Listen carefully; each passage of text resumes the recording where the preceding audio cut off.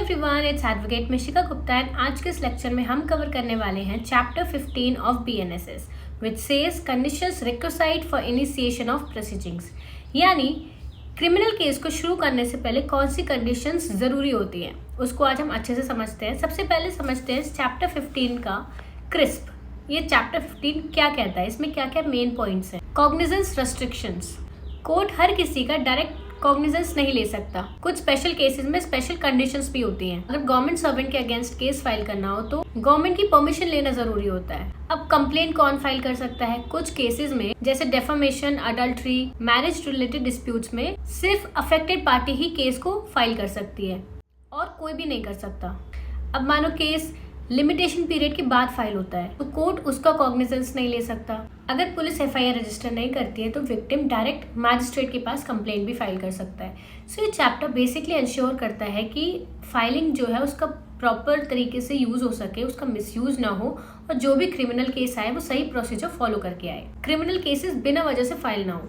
अब स्टार्ट करते हैं सेक्शन 210 से, जो बात करता है cognizance of offences by magistrate. So ये सेक्शन बताता है कौन से मैजिस्ट्रेट किस क्रिमिनल केस का कॉग्निजेंस ले सकते हैं और किस तरीके से ले सकते हैं। सबसे पहले समझते हैं कौन कॉग्निजेंस ले सकता है। जुडिशियल मैजिस्ट्रेट फर्स्ट क्लास ले सकते हैं, जुडिशियल मैजिस्ट्रेट सेकंड क्लास भी ले सकते हैं अगर उनको स्पेशल पावर्स मिली हो तो। अब कॉग्निजेंस कैसे लिया जा सकता है? फर्स्ट इसमें बात की गई है कंप्लेंट पर लिया जा सकता है। अगर किसी इंसान ने कंप्लेंट फाइल की है, चाहे जनरल लॉ के अंडर हो या किसी स्पेशल लॉ के अंडर हो, और किसी ऑथराइज्ड पर्सन ने अगर कंप्लेंट फाइल की है तो मैजिस्ट्रेट वहां पर कॉग्निजेंस ले सकते हैं। बी क्लॉज बात कर रहे हैं पुलिस रिपोर्ट के बारे में। पुलिस रिपोर्ट पर भी मैजिस्ट्रेट कॉग्निजेंस ले सकते हैं। अगर पुलिस ने चार्जशीट या रिपोर्ट सबमिट की हो तो उस पर मैजिस्ट्रेट कॉग्निजेंस ले लेंगे। अब इसमें चाहे वो इलेक्ट्रॉनिक मोड से की गई हो या फिर किसी और मोड से की गई हो, दोनों केसेस में ही वो मैजिस्ट्रेट कॉग्निजेंस ले सकते हैं। अब सी क्लॉज बात करता है इन्फॉर्मेशन और ओन नॉलेज। अब मानो कोई अगर और कोई इंसान हो जो पुलिस ऑफिसर नहीं है, इन्फॉर्मेशन देता है या फिर मैजिस्ट्रेट को खुद से कोई इन्फॉर्मेशन मिलती है कि कहीं पर कोई क्राइम हुआ है, तो ऐसे केसेस में भी मैजिस्ट्रेट खुद से कॉग्निजेंस ले सकते हैं। तो कॉग्निजेंस 3 केसेस में मैजिस्ट्रेट ले सकते हैं, कंप्लेंट पर, पुलिस रिपोर्ट पर, और थर्ड या तो उन्हें कहीं से इन्फॉर्मेशन मिली है या फिर उनको कहीं खुद से इन्फॉर्मेशन पता लगी है तब ले सकते हैं। मैजिस्ट्रेट 3 केसेस में कॉग्निजेंस ले सकते हैं। अब इसका सेकंड सबसेक्शन बात करता है सेकंड क्लास मैजिस्ट्रेट कब कॉग्निजेंस ले सकते हैं। तो अगर सीजीएम अप्रूव करे तब जुडिशियल मैजिस्ट्रेट सेकंड क्लास भी कॉग्निजेंस ले सकते हैं, पर अपनी कॉम्पिटेंसी के हिसाब से कुछ केसेस का कॉग्निजेंस वो ले सकते हैं। सो इस सेक्शन के थ्रू मैजिस्ट्रेट्स को पावर दी गई है ताकि वो क्रिमिनल केसेस का कॉग्निजेंस ले सके। ये चाहे कंप्लेंट, पुलिस रिपोर्ट या किसी और सोर्स के थ्रू ही भले ही उन्हें इन्फॉर्मेशन मिली हो। ऑल्सो सीजीएम के अप्रूवल के बाद जुडिशियल मैजिस्ट्रेट सेकंड क्लास भी कॉग्निजेंस ले सकते हैं अपने कॉम्पिटेंसी के हिसाब से। So this was it section 210। अब आते हैं 211 पर, जो बात करता है transfer on application of accused. ये सेक्शन अक्यूज्ड के राइट्स के बारे में बताता है। जब magistrate section 210 subsection 1 clause C के अंडर किसी केस का कॉग्निजेंस लेते हैं, कब अप्लाई होता है ये सेक्शन? जब मैजिस्ट्रेट अपनी खुद की नॉलेज या फिर थर्ड पर्सन जो पुलिस ऑफिसर नहीं है उसके बेसिस पर कॉग्निजेंस लेते हैं, उनकी इन्फॉर्मेशन के बेसिस पर वो कॉग्निजेंस लेते हैं तब। अब इसमें अक्यूज का क्या राइट है? अक्यूज को पहले ही बता दिया जाएगा कि उसके पास केस किसी दूसरे मैजिस्ट्रेट के सामने चलवाने का राइट है। अगर अक्यूज्ड या मल्टीपल अक्यूज्ड ऑब्जेक्ट करते हैं तो केस ट्रांसफर कर दिया जाएगा। अब केस कैसे ट्रांसफर होगा? तो सीजीएम डिसाइड करेंगे कि केस कौन से मैजिस्ट्रेट के पास चलाया जाएगा, किसके पास बेसिकली ट्रांसफर होगा। सो इस सेक्शन के थ्रू अक्यूज्ड को फेयर ट्रायल का राइट मिलता है ताकि अगर मैजिस्ट्रेट ने अपनी नॉलेज या थर्ड पार्टी की इन्फॉर्मेशन के बेसिस पर केस लिया हो तो अक्यूज दूसरे मैजिस्ट्रेट के पास भी केस चलवाने की डिमांड कर सकता है। सो अब आते हैं नेक्स्ट सेक्शन पर 212 पर, जो बात करता है making over of cases to magistrate. So ये सेक्शन सीजीएम और जुडिशियल मैजिस्ट्रेट फर्स्ट क्लास को पावर्स देता है कि वो दूसरे मैजिस्ट्रेट को केस ट्रांसफर कर सके या उनके पास केसेस को भेज सके। अब सीजीएम के पास क्या पावर होता है, पहले उसको समझते हैं। सीजीएम अगर किसी केस का कॉग्निजेंस ले लेता है तो वो केस को किसी भी कॉम्पिटेंट मैजिस्ट्रेट के पास ट्रांसफर कर सकता है, लेकिन जो उसके सबऑर्डिनेट हो। अब जुडिशियल मैजिस्ट्रेट फर्स्ट क्लास के पास क्या पावर है? अगर किसी फर्स्ट क्लास को सीजीएम ने एम्पावर किया है तो वो भी किसी और कॉम्पिटेंट मैजिस्ट्रेट के पास केस को ट्रांसफर कर सकता है, लेकिन ये ट्रांसफर सीजीएम के जनरल या स्पेशल ऑर्डर के बेसिस पर ही किया जाएगा। अब जो मैजिस्ट्रेट केस को रिसीव करेगा उसका क्या रोल है? अब जिस भी मैजिस्ट्रेट के पास केस रिसीव होगा, ट्रांसफर किया जाएगा, उस मैजिस्ट्रेट का रोल है कि वो उस केस की इंक्वायरी करेगा और ट्रायल कंडक्ट करेगा। सो बेसिकली ये सेक्शन केस डिस्ट्रीब्यूशन का सिस्टम डिफाइन करता है। ताकि वर्कलोड बैलेंस हो सके और केसेस स्मूथली रन कर सके। अब आते हैं नेक्स्ट सेक्शन पर 213 पर, cognizance of offences by court of session. ये सेक्शन कोर्ट ऑफ सेशन के ज्यूरिसडिक्शन के बारे में बताता है कि वो डायरेक्टली किसी केस का कॉग्निजेंस नहीं ले सकता है जब तक मैजिस्ट्रेट उस केस को उसके पास कमिट ना करे। तो फर्स्ट सब सेक्शन में बात की गई है कोर्ट ऑफ सेशन क्या डायरेक्टली कॉग्निजेंस ले सकता है। सेशन कोर्ट किसी भी केस का डायरेक्ट कॉग्निजेंस नहीं ले सकता जब तक कि बीएनएसएस या फिर किसी और लॉ में स्पेशली अलाउ ना किया गया हो। जनरली सीरियस ऑफेंसेस या हीनियस ऑफेंसेस जैसे कि मर्डर, रेप, डकैती के केसेस मैजिस्ट्रेट की कमिटल के बाद सेशन कोर्ट में जाते हैं। अब केस सेशन कोर्ट में कैसे जाता है वो समझते हैं। पहले मैजिस्ट्रेट कॉग्निजेंस लेता है और इंक्वायरी करता है। अब अगर केस सेशन ट्रायल का है तो मैजिस्ट्रेट केस को कोर्ट ऑफ सेशन के पास कमिट करता है। सो बेसिकली पहले मैजिस्ट्रेट कॉग्निजेंस लेगा और अगर सेशन ट्रायल का केस है तब उसके बाद वो कोर्ट ऑफ सेशन में जाता है। ये सेक्शन बेसिकली इंश्योर करता है कि सेशन कोर्ट से वही केसेस हैंडल करे जो मैजिस्ट्रेट के थ्रू उसके पास आए हैं। इससे बेसिकली ज्यूरिसडिक्शन का प्रॉपर स्ट्रक्चर फॉलो होता है। अब आते हैं नेक्स्ट सेक्शन पर 214 जो बात कर रहा है एडिशनल सेशन जजेस to try cases made over to them.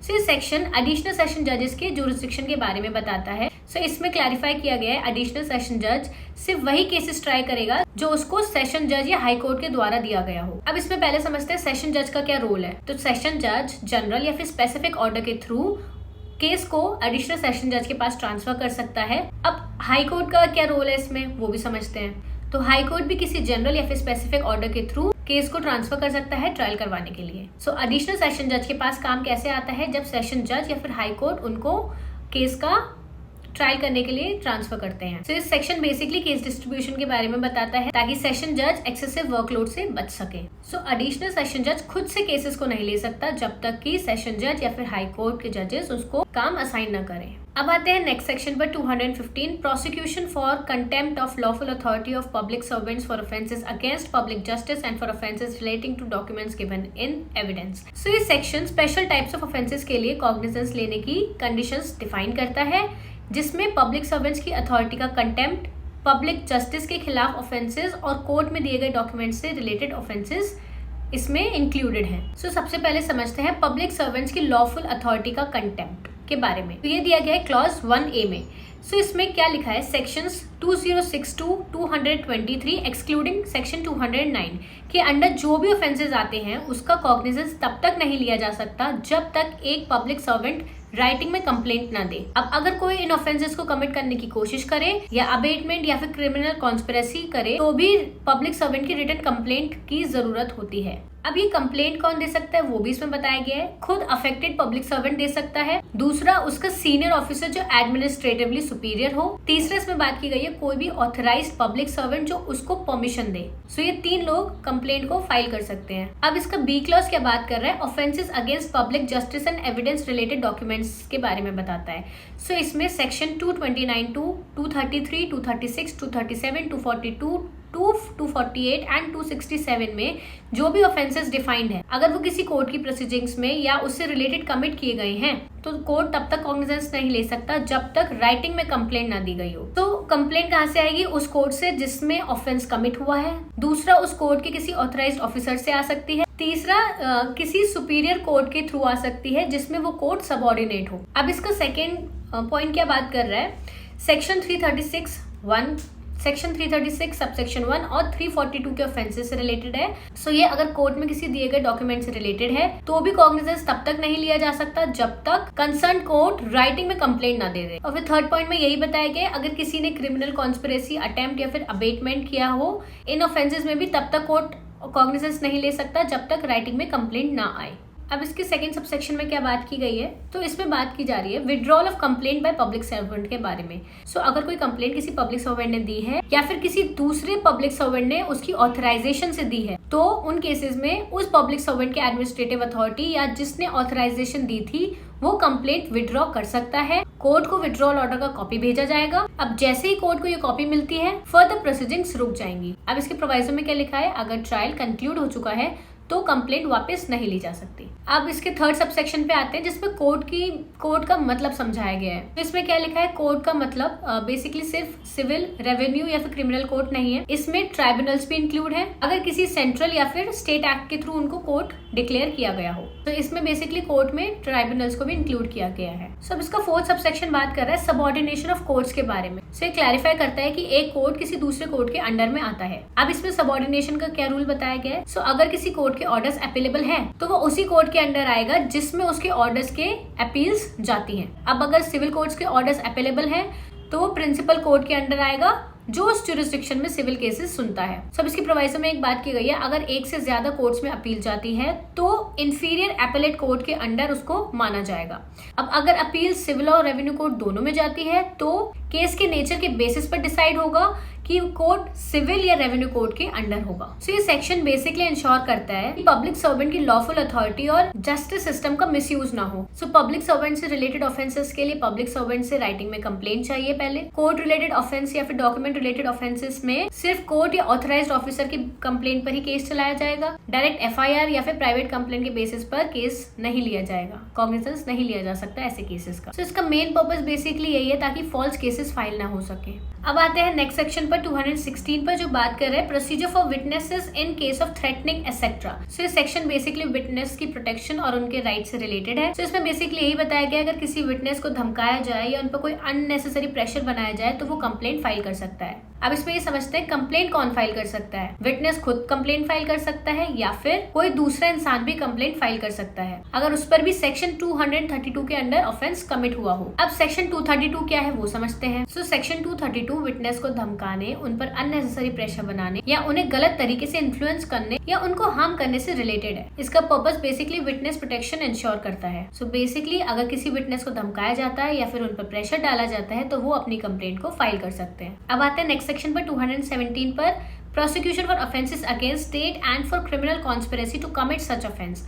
ये सेक्शन स्टेट के अगेंस्ट ऑफेंसेस और क्रिमिनल कॉन्स्पिरेसी के लिए प्रोसिक्यूशन की कंडीशंस को डिफाइन करता है। सो इसमें यही कहा गया है कि कुछ स्पेसिफिक टाइप के ऑफेंसेस जैसे स्टेट के अगेंस्ट क्राइम्स और क्रिमिनल कॉन्स्पिरेसीज गवर्नमेंट की सैंक्शन के बिना प्रोसिक्यूट नहीं किया जा सकता है। अब समझते हैं सबसे पहले सबसेक्शन 1।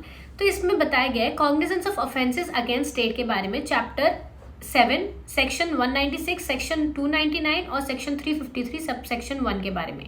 सो इसमें स्टेट के अगेंस्ट क्राइम्स चैप्टर 7 के लिए कोर्ट कॉग्निजेंस नहीं ले सकता बिना सेंट्रल गवर्नमेंट के या स्टेट गवर्नमेंट के सैंक्शन के। अब इसका बी क्लॉज में criminal conspiracy to commit such offences के बारे में बताया जा रहा है। सो अगर क्रिमिनल कॉन्स्पिरेसी किसी ऐसे ऑफेंसेस कमिट करने की है जो स्टेट के अगेंस्ट हो तो सैंक्शन की जरूरत है। फिर थर्ड सी क्लॉज में क्या बात की गई है, अबेटमेंट के बारे में। सो अगर सेक्शन 47 के अंडर अबेटमेंट हो तो भी सेंट्रल या स्टेट गवर्नमेंट की सैंक्शन होना जरूरी है। अब इसका सबसेक्शन 2 में क्या बताया गया, cognizance of offences under section 197 and section 353 subsection 2 and 3 के बारे में बताया जा रहा है।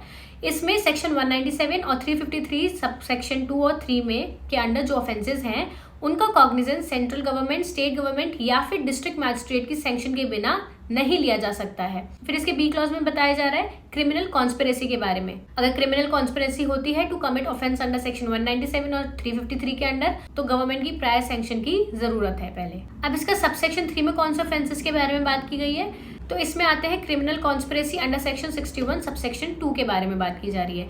सो उसके अंदर जो भी क्रिमिनल कॉन्स्पिरेसी अगर डेथ, लाइफ इम्प्रिजनमेंट और रिग्रेस इम्प्रिजनमेंट फॉर 2 years और मोर के लिए हैं तो स्टेट गवर्नमेंट या फिर डीएम की राइटिंग में कंसेंट की जरूरत है। अब इसके प्रोवाइजो में एक एक्सेप्शन बताया गया है। सो अगर इसमें सेक्शन 215 अप्लाई होता है फॉर क्रिमिनल कॉन्स्पिरेसी तो कंसेंट की जरूरत है। अब सबसेक्शन 4 में बात की जा रही है प्रीलिमिनरी इन्वेस्टिगेशन की। सैंक्शन देने से पहले सेंट्रल या स्टेट गवर्नमेंट या फिर district magistrate preliminary investigation order दे सकते हैं। अब इसकी इन्वेस्टिगेशन इंस्पेक्टर रैंक के अबव पुलिस ऑफिसर के द्वारा करवाई जाएगी। सो इस सेक्शन का बेसिकली मेन पर्पस यही है, serious crimes against the state और क्रिमिनल कॉन्स्पिरेसीज को कंट्रोल करना। सो स्टेट के अगेंस्ट ऑफेंसेस और उससे रिलेटेड क्रिमिनल कॉन्स्पिरेसीज को प्रोसिक्यूट करने से पहले गवर्नमेंट सैंक्शन की जरूरत है। और अगर प्रिलिमिनरी इन्वेस्टिगेशन की जरूरत है तो वो भी की जा सकती है। अब आते हैं नेक्स्ट सेक्शन पर 218 पर, प्रोसिक्यूशन ऑफ जजेस एंड पब्लिक सर्वेंट। तो ये सेक्शन जजेस, मैजिस्ट्रेट और पब्लिक सर्वेंट की प्रोसिक्यूशन के लिए है। उनके लिए कुछ स्पेसिफिक गाइडलाइंस देता है जब उन पर ऑफिशियल ड्यूटी के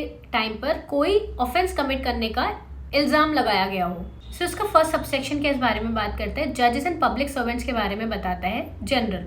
सो अगर जज, मैजिस्ट्रेट या फिर कोई पब्लिक सर्वेंट पर अपनी ऑफिशियल ड्यूटी के दौरान कोई ऑफेंस कमिट करने का एक्यूजेशन हो तो कोर्ट तब तक कॉग्निजेंस नहीं ले सकता जब तक सैंक्शन ना हो। अब सैंक्शन का सोर्स क्या है? सेंट्रल गवर्नमेंट अगर पर्सन यूनियन गवर्नमेंट अफेयर्स में एम्प्लॉयड हो, और स्टेट गवर्नमेंट अगर पर्सन स्टेट गवर्नमेंट के अफेयर्स में एम्प्लॉयड हो। अब इसमें प्रोवाइजो फॉर स्पेशल केसेस बताया गया है। सो अगर स्टेट में आर्टिकल 356 के अंडर प्रोक्लेमेशन लगा हो तो स्टेट गवर्नमेंट की जगह सेंट्रल गवर्नमेंट की सैंक्शन जरूरी होगी। अब इसमें टाइम फ्रेम भी दिया गया है। गवर्नमेंट को 120 दिन के अंदर डिसीजन लेना होगा। अगर वो टाइम पर डिसीजन नहीं लेती है तो sanction deem to have been accorded माना जाएगा। बेसिकली अगर गवर्नमेंट सैंक्शन मतलब 120 दिन के अंदर नहीं बताती है तो फिर माना जाएगा कि गवर्नमेंट ने सैंक्शन दे दिया है, अप्रूवल माना जाएगा। इसमें एक्सेप्शंस हैं कुछ सेक्शंस, जैसे सेक्शन 64, 65, 66, 68, 69, 70, 71 के ऑफेंसेस में सैंक्शन की जरूरत नहीं है। अब सबसेक्शन 2 में आर्म फोर्सेस के बारे में बताया जा रहा है। अब अगर आर्म फोर्सेस के किसी मेंबर पर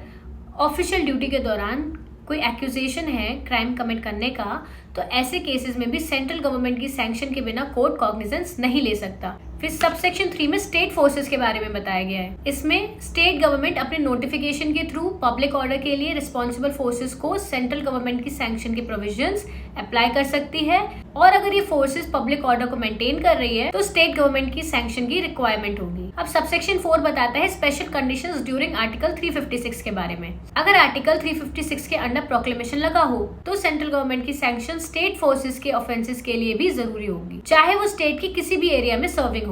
अब आते हैं सबसेक्शन 5 पर, जो बात कर रहा है डिटरमाइनिंग द प्रोसिक्यूशन के बारे में। सो इसमें सेंट्रल या स्टेट गवर्नमेंट को ये डिसाइड करने का हक है कि किस पर्सन ने प्रोसिक्यूशन कंडक्ट करना है, किस तरीके से और किस कोर्ट में ट्रायल कंडक्ट होगा। सो बेसिकली सबसेक्शन 5 में यही बताया जा रहा है सेंट्रल और स्टेट गवर्नमेंट डिसाइड कर सकती है हु विल प्रोसिक्यूट द जज, मैजिस्ट्रेट या पब्लिक सर्वेंट को कौन प्रोसिक्यूट करेगा, how the case will be proceed, ये सब डिसाइड कौन करेगा, सेंट्रल और स्टेट गवर्नमेंट, और कौन से कोर्ट में इस केस का ट्रायल कंडक्ट किया जाएगा ये भी सेंट्रल और स्टेट गवर्नमेंट डिसाइड कर सकता है। सो ये सेक्शन बेसिकली ऑफिशियल ड्यूटीज के दौरान क्राइम्स के लिए जजेस, मैजिस्ट्रेट और पब्लिक सर्वेंट और आर्म फोर्सेस के अगेंस्ट प्रोसिक्यूशन को रेगुलेट करता है। सो आते हैं नेक्स्ट सेक्शन पर 219, prosecution for offences against marriage. तो ये सेक्शन मैरिज से रिलेटेड ऑफेंसेस को एड्रेस करता है जो सेक्शन 81 to 84 के अंदर आती हैं, और इस सेक्शन में कंप्लेंट का प्रोसेस डिफाइन किया गया है और किस तरह से कंप्लेंट फाइल की जा सकती है। इसके लिए कुछ स्पेसिफिक रूल्स हैं, वो सब समझते हैं डिटेल में। सबसेक्शन 1 से स्टार्ट करते हैं। सो बेसिकली सबसेक्शन 1 में कंप्लेंट की रिक्वायरमेंट की बात की जा रही है। सो ऑफेंसेस अंडर सेक्शन 81 to 84 के लिए कोर्ट तभी कॉग्निजेंस ले सकता है जब कोई एग्रीव पर्सन कंप्लेंट करे। सो अग्रीव पर्सन का कंप्लेंट करना मैंडेटरी है यहाँ पर। अब इसमें स्पेशल प्रोविजंस भी दिए गए हैं फॉर सर्टेन पर्सन के लिए, वो सब समझते हैं। अब मानो कोई चाइल्ड है, पर्सन ऑफ अनसाउंड माइंड है, या फिर कोई इंटेलेक्चुअली डिसेबल्ड पर्सन है, तो ऐसे केसेस में अगर कंप्लेनेंट चाइल्ड बच्चा है या फिर कोई ऐसा इंसान है जो अनसाउंड माइंड का है या फिर कोई ऐसा इंसान है जो इंटेलेक्चुअली डिसेबल्ड है, तो कोई और पर्सन कंप्लेंट फाइल कर सकता है, लेकिन कोर्ट की परमिशन के साथ। फिर इसमें नेक्स्ट बात की गई है विमेन के बारे में। अगर वो लोकल कस्टम्स में है और लोकल कस्टम्स फॉलो करती है, और अगर वुमन को बेसिकली लोकल कस्टम्स की वजह से पब्लिक में अपीयर होने का प्रेशर हो तो कोई और पर्सन उसकी तरफ से कंप्लेंट को फाइल कर सकता है। फिर थर्ड इसमें टाइप बात की गई है हस्बैंड अगर आर्म फोर्सेस में है। अब हस्बैंड मानो अगर आर्म फोर्सेस में है और उसे लीव नहीं मिल रही है तो ऑथराइज्ड पर्सन हस्बैंड की तरफ से कंप्लेंट भी फाइल कर सकता है, लेकिन इसमें कंडीशन है कि उसको लीव नहीं मिल रही है तब। अब सब सेक्शन 2 में बताया गया अग्रीव पर्सन इन सेक्शन 84 कौन है। तो सेक्शन 84 के ऑफेंसेस के लिए अग्रीव पर्सन किसको माना गया है? इसमें सिर्फ हस्बैंड को अग्रीव पर्सन माना जाएगा। इसका मतलब है कि वाइफ का कोई और रिलेटिव कंप्लेंट को फाइल नहीं कर सकता। अब इसके थर्ड सबसेक्शन में बात की जा रही है guardian for complaint on behalf of a child और पर्सन ऑफ अनसाउंड माइंड के बारे में। सो बेसिकली अगर मानो कंप्लेंट किसी चाइल्ड को करनी है या फिर अनसाउंड माइंड को करनी है, ठीक है, और कंप्लेंट गार्जियन नहीं कर रहे हैं, कोई और करना चाहता है उनके अनसाउंड माइंड या फिर चाइल्ड के बिहाफ पर, तो ऐसे केसेस में पहले कोर्ट से परमिशन ली जाती है और कोर्ट परमिशन देने से पहले उस गार्जियन को नोटिफाई करेगा, उसको सुनेगा, उसके बाद ही वो उस इंसान को परमिशन दे सकता है कंप्लेंट फाइल करने की। अब सबसेक्शन 4 बात करते हैं आर्म फोर्सेस की ऑथराइजेशन फॉर कंप्लेंट के बारे में। इसमें बताया गया है अगर हस्बैंड आर्म फोर्सेस में है और लीव नहीं ले सकता तो हस्बैंड का रिटन ऑथराइजेशन होना चाहिए जो हस्बैंड ने खुद साइन किया हो, और इसमें एक स्टेटमेंट भी होना चाहिए कि हस्बैंड को एलिगेशंस के बारे में पता है और कमांडिंग ऑफिसर से सर्टिफाइड होना चाहिए कि लीव नहीं मिल सकता। तो इस तरीके से हस्बैंड के लिए कंप्लेंट फाइल की जाएगी अगर वो आर्म फोर्सेस का मेंबर है। अब नेक्स्ट अब सबसेक्शन 5 में बताया जा रहा है अगर ऑथराइजेशन और सर्टिफिकेट्स के डॉक्यूमेंट प्रॉपर हैं तो कोर्ट उनको जेन्युइन मान सकता है जब तक कोई कॉन्ट्ररी प्रूफ ना हुई हो। अब सबसेक्शन 6 में टाइम लिमिट बताई गई है फॉर कंप्लेंट इन सेक्शन 64 के बारे में। तो 64 यानी सेक्सुअल ऑफेंस विद वाइफ। तो इसमें बताया गया है अगर मैन ने सेक्सुअल इंटरकोर्स किया है अपनी वाइफ के साथ जो 18 साल से कम की उम्र में हो, अगर वाइफ ने 1 साल के अंदर कंप्लेंट फाइल की है तभी कोर्ट कॉग्निजेंस लेगा, वरना वो भी उसके बाद कोर्ट भी कॉग्निजेंस नहीं ले सकता। फिर 7 सबसेक्शन में बताया जा रहा है प्रोविजन जो है also apply to cases of abetment attempt to commit these offences. So abetment और अटेम्प्ट टू कमिट के लिए भी कॉग्निजेंस लिया जा सकता है। सो अब आते हैं नेक्स्ट पर 220 पर prosecution of offences under section 85। सो ये सेक्शन 85 के ऑफेंसेस के लिए कॉग्निजेंस का प्रोसेस बताता है। सो इस सेक्शन में बताया गया है कोर्ट का कॉग्निजेंस तभी लिया जा सकता है जब पुलिस रिपोर्ट हो जो फैक्ट्स को प्रूव करती हो जो सेक्शन 85 के ऑफेंसेस के रेलेवेंट हैं। और अगर पुलिस रिपोर्ट नहीं है तो अग्रीव्ड पर्सन खुद कंप्लेंट कर सकता है या फिर उसके फैमिली मेंबर्स कर सकते हैं। फैमिली मेंबर्स में mother, father, brother, sister, paternal और मैटरनल अंकल आंट्स आते हैं, उनके थ्रू कंप्लेंट फाइल की जा सकती है। अब कोर्ट की परमिशन के बाद कोई और पर्सन जो ब्लड, मैरिज या फिर अडॉप्शन के थ्रू रिलेटेड है अग्रीव पर्सन से तो वो भी कंप्लेंट को फाइल कर सकता है, लेकिन कोर्ट की परमिशन के बाद। सो अब सेक्शन 221 पर आते हैं। Cognizance of offence under section 67 के बारे में बताता है। तो ये सेक्शन बेसिकली सेक्शन 67 के ऑफेंसेस के लिए कॉग्निजेंस का प्रोसेस बताता है जब मैटर रिलेशनशिप में किसी ऑफेंस का केस हो। सो सेक्शन 67 के ऑफेंसेस के लिए अगर हस्बैंड और वाइफ के बीच कोई ऑफेंस हो तो कोर्ट तभी कॉग्निजेंस ले सकता है जब अगर पहला इसमें बताया जा रहा है प्राइमा फेसाई सैटिस्फैक्शन हो कि फैक्ट्स जो ऑफेंस को कॉन्स्टिट्यूट करते हैं वो सही हैं। दूसरा इसमें बताया जा रहा है कंप्लेंट वाइफ की तरफ से हस्बैंड के अगेंस्ट फाइल की गई हो तभी लिया जा सकता है कॉग्निजेंस। अब आते हैं इस चैप्टर के लास्ट सेक्शन पर 222 पर जो बात कर रहा है प्रोसिक्यूशन फॉर डेफामेशन केसेस के बारे में। तो ये सेक्शन डेफामेशन के ऑफेंसेस से रिलेटेड है जो सेक्शन 356 के अंडर आते हैं। फर्स्ट सब सेक्शन में बात की जा रही है डेफामेशन के लिए कॉग्निजेंस कब लिया जा सकता है। तो कोर्ट सेक्शन 356 के डेफामेशन ऑफेंस का कॉग्निजेंस तभी ले सकती है जब अग्रीव्ड पर्सन की तरफ से कंप्लेंट फाइल की गई हो। अब मानो अगर कंप्लेनेंट चाइल्ड है, अनसाउंड माइंड का है या फिर इंटेलेक्चुअली डिसेबल्ड है या फिर सिकनेस की वजह से कंप्लेंट फाइल नहीं कर सकता या फिर कोई ऐसी वुमेन है जो लोकल कस्टम्स के अकॉर्डिंग पब्लिक में अपीयर नहीं होती है तो कोर्ट की परमिशन से कोई और इंसान उसकी तरफ से कंप्लेंट को फाइल कर सकता है, लेकिन पहले कोर्ट की परमिशन की जरूरत है। अब सेकंड सबसेक्शन में बात की गई है special case for public figures के बारे में। अब अगर मानो डेफामेशन किसी प्रेसिडेंट, वाइस प्रेसिडेंट, गवर्नर या फिर यूनियन मिनिस्टर या पब्लिक सर्वेंट के अगेंस्ट हो जो अपनी ऑफिशियल ड्यूटीज में इन्वॉल्व हो तो court of session directly cognizance ले सकता है बिना केस को मैजिस्ट्रेट के पास भेजे। यहाँ पर court of session directly cognizance ले सकता है। अब इसमें पब्लिक प्रोसिक्यूटर के थ्रू कंप्लेंट फाइल करनी होगी और प्रायर सैंक्शन चाहिए स्टेट या सेंट्रल गवर्नमेंट का। अब थर्ड सबसेक्शन में बात की जा रही है कंप्लेंट में क्लियरली मेंशन होना चाहिए क्या क्या facts of offence, nature, sufficient details for accused to understand the allegations. ये तीनों चीज कंप्लेंट में क्लियरली मेंशन होनी चाहिए। अब फोर्थ सबसेक्शन में बात की जा रही है public prosecutor can not file a complaint without prior government sanction. तो पब्लिक प्रोसिक्यूटर भी कंप्लेंट को फाइल नहीं कर सकता, पहले उसको गवर्नमेंट की सैंक्शन की जरूरत है। अब state government approval is needed for कौन कौन से केसेस के लिए, governor, minister of that state या और दूसरा case any other public servant connected to the state affairs. तो अगर ये दोनों केसेस हैं तो स्टेट गवर्नमेंट की परमिशन की जरूरत है। अब central government approval is needed for all other cases. बाकी जितने भी केसेस बचते हैं सेंट्रल गवर्नमेंट की जरूरत होती है अप्रूवल की। अब फिफ्थ सबसेक्शन में बताया गया जा रहा है court of session can not take cognizance if the complaint is filed more than 6 months after the alleged defamation. 6 महीने के बाद कंप्लेंट फाइल नहीं की जा सकती। ठीक है। सिक्स्थ लास्ट सबसेक्शन में बताया जा रहा है this section does not affect the right of defamed person to personally file a complaint before magistrate और the magistrate power to take cognizance. तो पर्सनली कंप्लेन अगर कोई फाइल करना चाहता है वो कर सकता है, वो पावर यहाँ पर नहीं मतलब वैलिड ही रहेगी। तो दैट्स इट। यहाँ पर हमने चैप्टर 15 कंप्लीट कर लिया है और अगर आपके कोई भी डाउट्स हैं आप कमेंट बॉक्स में डाल सकते हैं and I try to reply on it. अगर आपको वीडियो हेल्पफुल लगी हो, इन्फॉर्मेटिव लगी हो तो लाइक करें, शेयर करें, सब्सक्राइब करें, वरना जाने दें। Thank you for watching.